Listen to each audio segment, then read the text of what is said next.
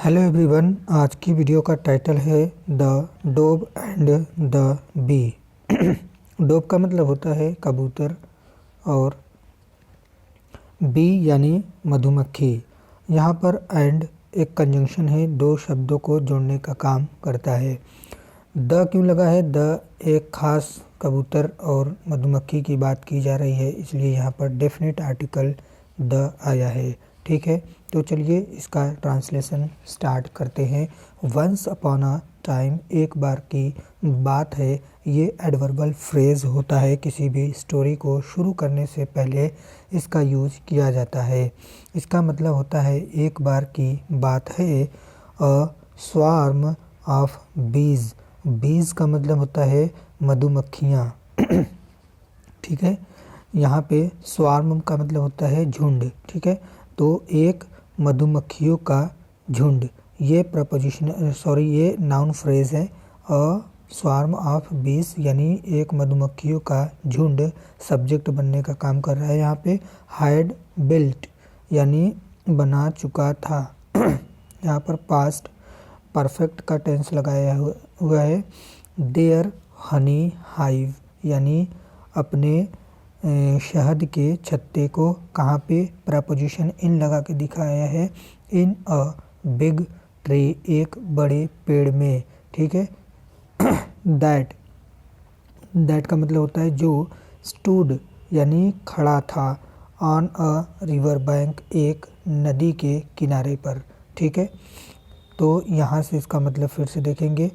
एक swarm of बीज, एक मधुमक्खियों का झुंड, झुंड ने अपने शहद के छत्ते को एक बड़े पेड़ जो कि नदी के किनारे खड़ा था उसमें बनाया था। ठीक है, आगे देखेंगे। दे का मतलब वे। कौन? मधुमक्खियों के लिए प्रोनाउन यूज किया गया है दे कलेक्टेड हनी यानी वे शहद को इकट्ठा करती थी। कहाँ से? फ्रॉम फ्लावर्स यानी फूलों से। फ्रॉम यहाँ पर प्रपोजिशन है और फ्लावर्स जो है ये नाउन है। ठीक है, तो वो मधुमक्खी वो शहद इकट्ठा करती थी फूलों से। एंड ब्रॉथ और लाती थी। ब्रिंग का सेकेंड फॉर्म ब्रॉट। ठीक है, पास्ट इंडिफिनिट का tense. And brought it there, और उसे यहाँ लाती थी। देयर यहाँ पे जो है एडवर्ब ऑफ प्लेस है। ठीक है, वन डे एक दिन, वन डे क्या है? ये एडवर्बल फ्रेज है, टाइम को दिखा रहा है। वन डे एक दिन। और बी एक मधुमक्खी फेल्ट थ्रस्टी, थ्रस्टी का मतलब होता है प्यास। तो एक दिन एक मधुमक्खी को प्यास लगी। ठीक है, फेल्ट थ्रस्टी यानी प्यास लगी। एंड और flew down to the river to quench its thirst यानी थर्स्ट का मतलब होता है प्यास। ठीक है, तो और वह उड़ी। फ्लू डाउन यानी नीचे उड़ी। टू द रिवर यानी नदी की तरफ। टू क्विंच यानी ये इन्फिनेटिव वर्ब है, पर्पज को दिखा रहा है। तो टू क्विंच यानी बुझाने के लिए। किस लिए उड़ी थी? बुझाने के लिए उड़ी थी। इट्स थ्रस्ट यानी अपनी प्यास को। ठीक है दोस्तों, यहाँ तक समझ में आ रहा है। आगे बढ़ेंगे। As it neared the water, जैसे ही, एज का मतलब होता है जैसे ही।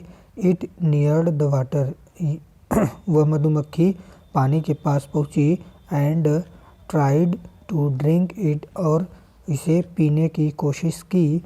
The current of the water carried it away, current of the water का मतलब क्या होता है कि पानी का धारा। ठीक है, पानी की धारा।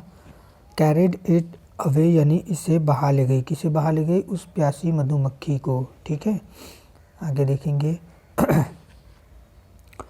लकीली फॉर द बी यानी मधुमक्खी के अच्छी किस्मत के लिए मधुमक्खी की किस्मत अच्छी थी। और डोव वाज सिटिंग, एक कबूतर वहाँ पे।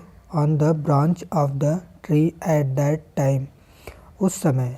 एट दैट टाइम का मतलब होता है उस समय।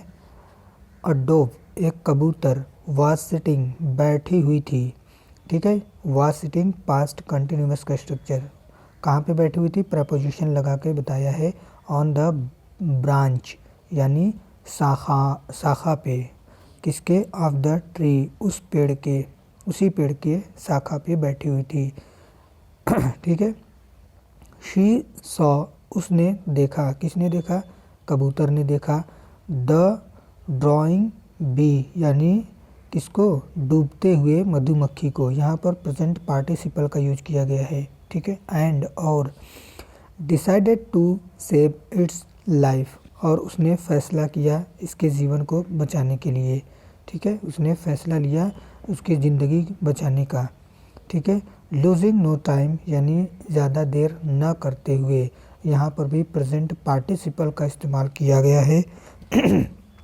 शी प्लाग्ड, उसने तोड़ा, किसने तोड़ा, कबूतर ने तोड़ा, क्या, अ ब्रॉड लीफ, एक चौड़ा पत्ती, ठीक है, मतलब बड़ा पत्ता जो है पेड़ का, उसने तोड़ा। And dropped it before the bee, और जो है उस पत्ते को मधुमक्खी के सामने ड्रॉप किया, छोड़ा, ठीक है, डाला। द बी एट वंस, आगे देखेंगे।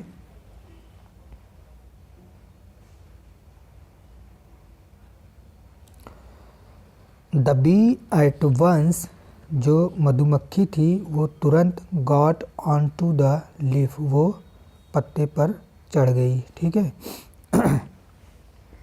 When its wings became dry, जब, व्हेन का मतलब होता है जब, जब उसका पंख, विंग्स का मतलब होता है पंख, ठीक है। बिकेम यानी हो गया, ड्राई मीन्स सूखा, ठीक है। जब उसका पंख सूख गया, इसको कह सकते हैं। तो इट फ्लेव टू द डोव, तो वह उड़ी कबूतर की तरफ, ठीक है, कबूतर के पास उड़ी। And thanked her for timely help, और उसका शुक्रगुजार हुई या उसकी शुक्रिया अदा की समय पर यानी वक्त रहते मदद करने के लिए, ठीक है। यहाँ तक हो गया हमारा, समझ में आ रहा है। चलिए आगे देखेंगे। Days past followed by weeks and months, दिन बीतते गए यानी हफ्ते और महीने, ठीक है। हफ्ते और महीने और दिन बीतते गए मतलब वक्त गुजरता रहा। वन डे, एक दिन, द डोव, जो कबूतर थी, वह सिटिंग, वो बैठी हुई थी, ठीक है। यहाँ पे पास्ट कंटिन्यूअस का स्ट्रक्चर यूज किया गया है।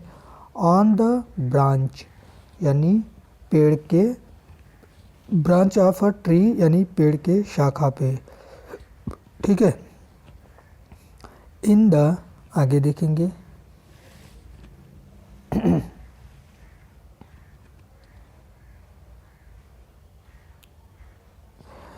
इन द फॉरेस्ट यानी जंगल में, किसी जंगल में वो कबूतर एक पेड़ की शाखा पे बैठी हुई थी, ठीक है। सडनली, सडनली का मतलब होता है अचानक, अचानक।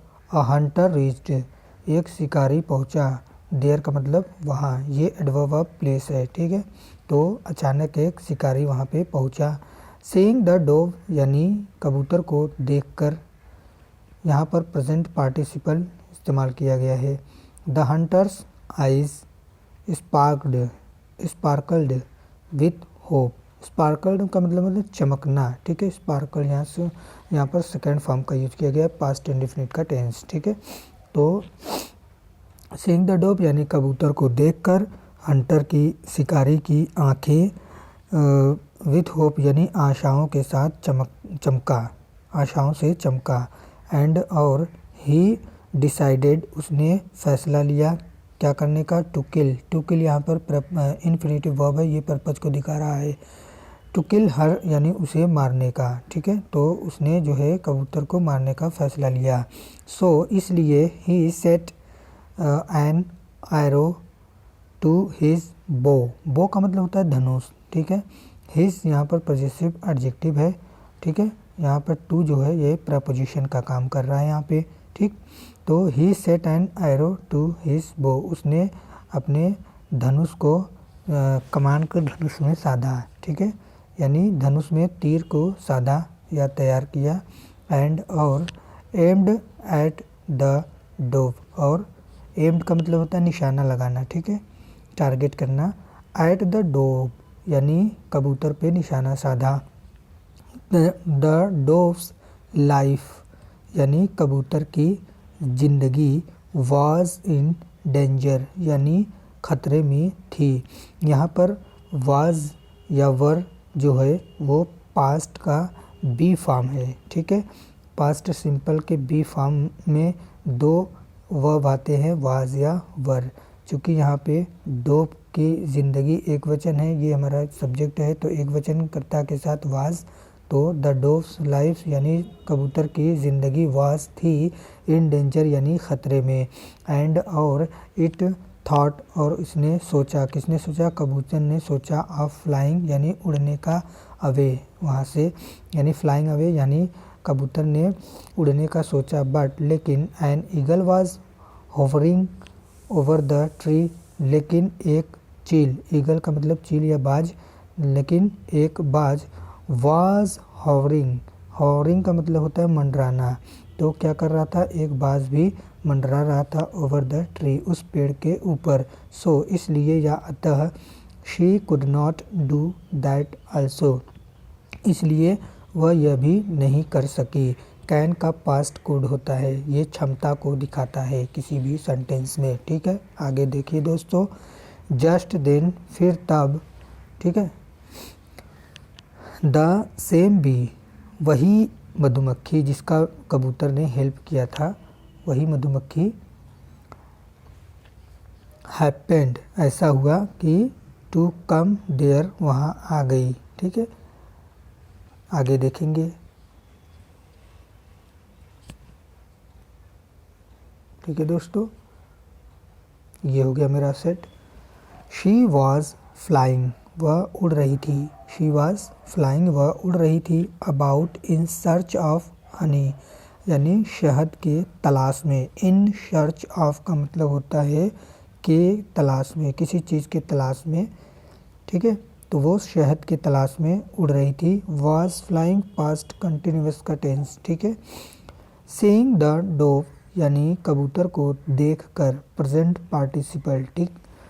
इट रिकॉग्नाइज्ड इसने पहचान लिया, किसने, मधुमक्खी ने। इट प्रोनाउन यूज किया गया है मधुमक्खी के लिए, ठीक है, पहचान लिया।